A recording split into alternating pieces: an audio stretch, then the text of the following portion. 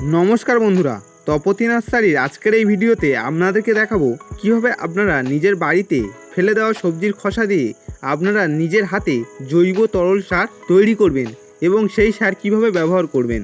তো চলুন আজকের ভিডিওটি সম্পূর্ণ দেখে আসা যাক। প্রথমে আপনাদের যে কাজটি করতে হবে, প্রথমে আপনাদের বিভিন্ন সবজির খোসাগুলো সংগ্রহ করতে হবে এবং একত্রিত করতে হবে। একত্রিত করার পর আপনাদেরকে একটি পাত্র নিতে হবে এবং সেই পাত্রের মধ্যে সবজির খোসাগুলো অর্থাৎ যে সবজিগুলো আপনারা সংগ্রহ করবেন এই পাত্রের মধ্যে ফেলে দেবেন।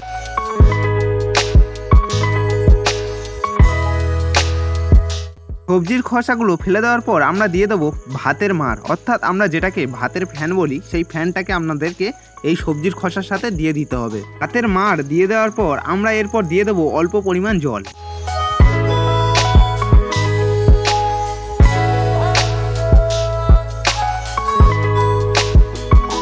আজকের এই সামগ্রিকগুলো পাত্রের মধ্যে দিয়ে দেওয়ার পর আমরা যে কাজটি করব, কোনো একটি জিনিস নিয়ে এই পাত্রটাকে ভালোভাবে ঢাকা দিয়ে দেব। পাত্রটা ঢাকা দেওয়ার কারণ হলো যাতে দুর্গন্ধ বাইরে না আসে, সেই কারণে আমরা পাত্রটাকে ঢাকা দিয়ে দেব এবং এই পাত্র ঢাকা দিলে এবং পচনশীলটা খুবই ভালো হয়।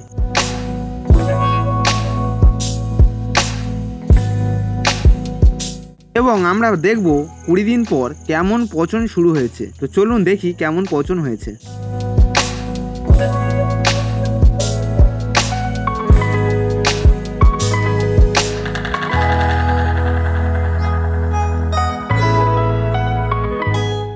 সবজির খোসাগুলো ভালোই পচন শুরু করেছে। তো চলুন আমরা 90 দিন পর গিয়ে দেখি গাছে দেওয়ার জন্য আমাদের সারটি তৈরি হয়েছে কিনা।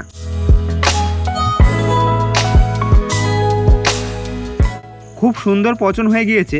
আমরা এই সারটি এবার গাছে প্রয়োগের জন্য রেডি করব। তো চলুন আমরা কিভাবে রেডি করছি দেখুন। প্রথমে একটি আপনারা নেট জাল বা যে কোনো ছাঁকনি দিয়ে এই তরল সারটিকে ছেঁকে নেবেন।